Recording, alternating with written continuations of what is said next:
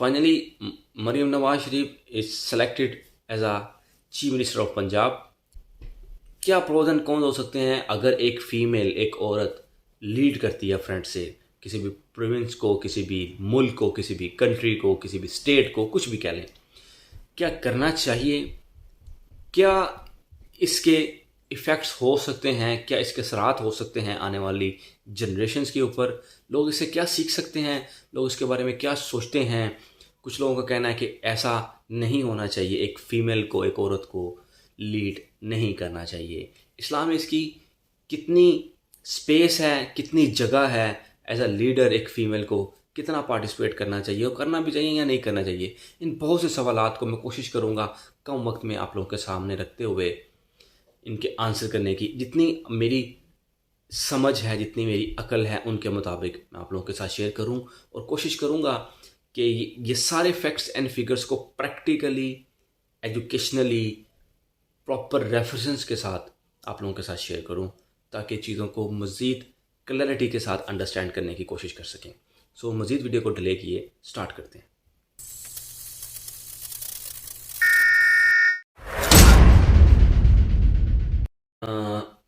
Now officially announcement हो चुकी है, मरीम नवाज शरीफ जो है वो as a chief minister Punjab lead करेंगी पंजाब को। इससे पहले बहुत से मुल्कों में बहुत सी फीमेल्स ने लीड किया है, बहुत सी वुमेंस ने लीड किया है डिफरेंट डिफरेंट कंट्रीज़ को एज अ प्राइम मिनिस्टर। कुछ लोगों ने लीड किया है। बहुत सी एग्जाम्पल हिस्ट्री में मिलती हैं। अगर मैं एग्जाम्पल दूँ तो उनमें श्री मावो जो कि श्रीलंकन प्राइम मिनिस्टर रह चुकी हैं। सेकंड वर्ड शेख हसीना जो कि प्राइम मिनिस्टर रह चुकी हैं बांग्लादेश की। और उसके बाद अगर पाकिस्तान की बात करें तो बेनज़ीर भुट्टो साहिबा भी as a prime minister Pakistan को लीड कर चुकी हैं। अगर तारीख में और ज़्यादा पीछे जाने की कोशिश करें तो तारीख में ये भी नज़र आता है कि दिल्ली सल्तनत की मलिका रज़िया सुल्ताना भी दिल्ली सल्तनत को लीड कर चुकी हैं। ऐसे बहुत सी वुमेन जो हैं जो लीड कर चुकी हैं अपने अपने स्टेट्स को, अपने अपने कंट्री को in a different times of frames. अब बात यह है कि करना चाहिए इनको। इस्लाम इस चीज़ की क्या इजाज़त देता है? नॉर्मली सोशल मीडिया पे मैं बहुत ज़्यादा ये देख रहा हूँ कि लोग इस चीज़ को बिल्कुल ही गैर मुनासिब और नापसंद कर रहे हैं कि एक फ़ीमेल को पॉलिटिक्स में आते हुए लीड नहीं करना चाहिए। अच्छा, इसमें एक दो तरह के पहलू हैं जो मैं आप लोगों के साथ शेयर कर रहा हूँ। एक ये कि बिल्कुल ही नहीं करना चाहिए, या करना चाहिए भी, या कुछ हिस्सा होना चाहिए एक फ़ीमेल का कि वो लीड कर सके। या अगर वो लीड कर सकती है तो बिल्कुल छोटे लेवल पे करे, किसी भी टीम को लीड करे, या करना ही नहीं चाहिए। ऑन दी अदर हैंड, या अगर उसको पार्टिसिपेट करना ही है पॉलिटिक्स में तो एज ए एडवाइज़र पार्टिसिपेट करे, एडवाइस कर सके। एक ये पहलू भी हो सकता है। तो कौन सा पहलू ठीक है? क्या इस्लाम इस चीज़ की इजाज़त देता है? अच्छा, एज अ इस्लामिक स्कॉलर तो मैं हूँ नहीं, और ना ही मैं कोई मुफ्ती हूँ। एक तालिब इल्म हूँ, सीखने की कोशिश करता हूँ, समझने की कोशिश करता हूँ, जो समझ आती है वो कोशिश करता हूँ आसान लफ्ज़ों में आप लोगों के साथ शेयर करूँ। Number one is, normally social media पे जो ही आजकल ट्रेंड चला रहे हैं हदीस को लेके, जो सही बुखारी की है, वो मैं हदीस आप लोगों के सामने रखता हूँ, उसको पढ़ते हैं, देखते हैं, उसके बाद फिर उसके ऊपर बात करते हैं। वो हदीस ये है। जंग जमल के मौका पर वो जुमला मेरे काम आ गया जो मैंने रसूलुल्लाह सल्लल्लाहु अलैहि वसल्लम से सुना था। मैं इरादा कर चुका था कि असहाब जमल हज़रत आयशा रज़ियल्लाहु अन्हा और आपके लश्कर के साथ शरीक होकर हज़रत अली रज़ियल्लाहु अन्हु की फ़ौज से लड़ूंगा। इन्होंने बयान किया, जब हज़ूर अकरम सल्लल्लाहु अलैहि वसल्लम को मालूम हुआ कि अहले फ़ारस ने कसरा की लड़की को वारिस तख्त व ताज बनाया है, तो आपने फरमाया कि वो कौम कभी फलाह नहीं पा सकती जिसने अपना हुक्मरान किसी औरत को बनाया हो। अच्छा, अब इस हदीस में ये बताया गया है कि नबी करीम सल्लल्लाहु अलैहि वसल्लम ने बिल्कुल भी पसंद नहीं किया कि किसी भी फीमेल को, किसी भी औरत को हुक्मरान बनाया जाए। बिल्कुल पसंद नहीं करते। अच्छा, इसका रेफरेंस भी मैंने आप लोगों के साथ शेयर किया है। अच्छा, इस हदीस को जाके आप सर्च भी कर सकते हैं, देख भी सकते हैं, खुद भी पढ़ सकते हैं।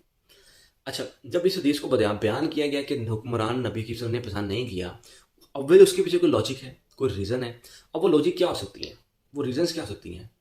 क्योंकि जो सोसाइटी में प्रॉब्लम्स फेस करनी पड़ती हैं मेंटली, फिजिकली, जो टफ टाइम एक सोसाइटी का फेस करना पड़ता है, औरत को अल्लाह ताला ने वो ताकत नहीं दी हुई, ना फिजिकली उस तरह से और ना ही इमोशनली।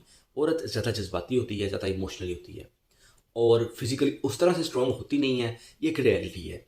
औरत को अल्लाह ताला ने बनाया ही नहीं गया इस तरह से, उसकी अनाटमी इस तरह से नहीं बनाई गई कि वो जो फिजिकल और इमोशनली जो दुनियावी मामला है उनको बेहतर तरीके से हैंडल कर सके।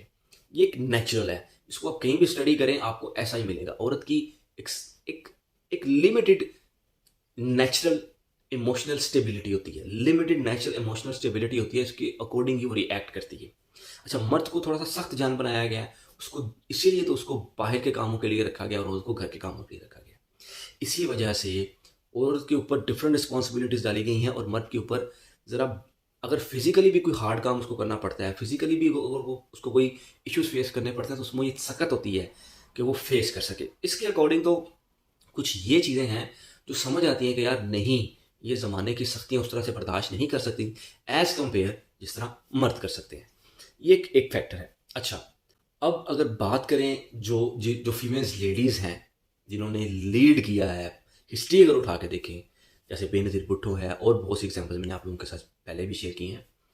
Exceptions are always there, exceptions होती हैं। It's depend on society to society, culture to culture, moral values उस कल्चर में क्या हैं, उस मुल्क की मॉरल एथिक्स क्या हैं, उसके ऊपर जब कोई फीमेल एक्ट करती है, कोई लॉज वहाँ पे कितने, कानून वहाँ पे कितना स्ट्रिक्टली फॉलो किया जाता है, ये सारी चीज़ें मैटर कर रही होती हैं। पसंद नहीं किया गया इसका मतलब कोई ना कोई वजह है और इसके आगे फुल स्टॉप डाल देना चाहिए। इसके आगे कोई बहस करने की ज़रूरत नहीं है कि नबी करीम ने अगर पसंद नहीं किया तो कोशिश करें इस चीज़ से दूर रहें। इसमें कोई कोई खैर की चीज़ें नहीं हो सकती, खैर की चीज़ें नहीं हो सकती कंपैरेटिवली, और उस तरह से परफॉर्म नहीं कर सकती जिस तरह से मर्द कर सकता है। अच्छा, इसलिए उसको मर्द को हाकिम बनाया है, हुक्मरान बनाया है, एक घर का भी सरबराह बनाया है। इसलिए बनाया है कि वो जिस तरह वो चीज़ों को प्रैक्टिकली एनालाइज कर सकता है, औरत नहीं कर सकती। ये एक सेकंड फैक्टर भी है। इसको और अगर मैं मुख्तसर करना चाहूँ, इससे बढ़ के एक और बात मैं कहना चाहूँगा, मर्द को हुक्मरान बनाया गया है। और मैं और एक बात ऐड करना चाहूँगा, मर्द को नहीं, मर्द को मीन्स जिसके अंदर विल होती है, जिसके अंदर पावर होती है। कौन है पाकिस्तान में जिसके अंदर विल है? कौन है पाकिस्तान में जो लॉयल है? कौन है पाकिस्तान में जो ये समझता है और वो अपना सब कुछ इस मुल्क के लिए कुर्बान कर सकता है? कौन है जिसको कोई लालच नहीं है? कौन है वो मर्द जो इस मुल्क के लिए एफर्ट कर सकता है? कौन है वो मर्द जो अपनी फैमिली सेक्रीफाइस कर सकता है इस मुल्क के लिए? कौन है वो मर्द जो नुकसान बर्दाश्त कर सकता है इस मुल्क के लिए? कौन है वो मर्द जो अपने आप को गिरा सकता है, इस मुल्क के लिए कुर्बान कर सकता है? वो मर्द चाहिए इस मुल्क को। वो मर्द बिल्कुल नहीं चाहिए जिनकी सिर्फ एनाटमी बाय फिजिक वो मर्द नजर आते हो लेकिन अंदर से वो मर्द ना हो, वो क्वालिटीज ना हो, वो विल ना हो, वो पावर ना हो, वो एनर्जी ना हो कि जो किसी भी कंट्री को किसी भी जगह पे लीड कर सके। सो एज अ लीडर वो क्वालिटीज होनी चाहिए जो रिक्वायर्ड हैं, जो इस्लाम भी कहता है होनी चाहिए, जो दुनिया भी कहती है होनी चाहिए, जो वो सच्चाई, वो ईमानदारी, वो लॉयल्टी, वो ऑनेस्टी, वो बेलॉस होके मदद करना, बेलॉस होके खिदमत करना, बेलॉस होके अपने आप को पीछे रख के, अपने ईगो को पीछे रख के, अपने आप को, अपनी फैमिली को, अपने हर मामलात को पीछे रख के मुल्क के लिए सोचना, मुल्क के बारे में सोचना, मुल्क की इकोनॉमी के बारे में सोचना, दूसरों के बारे में सोचना, ये वो क्वालिटीज़ हैं जो एक मर्द में होनी चाहिए अगर वो मर्द है। सो ये मेरा पॉइंट ऑफ व्यू है। आप लोगों का क्या पॉइंट ऑफ व्यू है? आप लोगों के क्या थॉट्स आप अपने कमेंट सेक्शन में बता सकते हैं। इजाज़त दें। अल्लाह हाफ़िज़।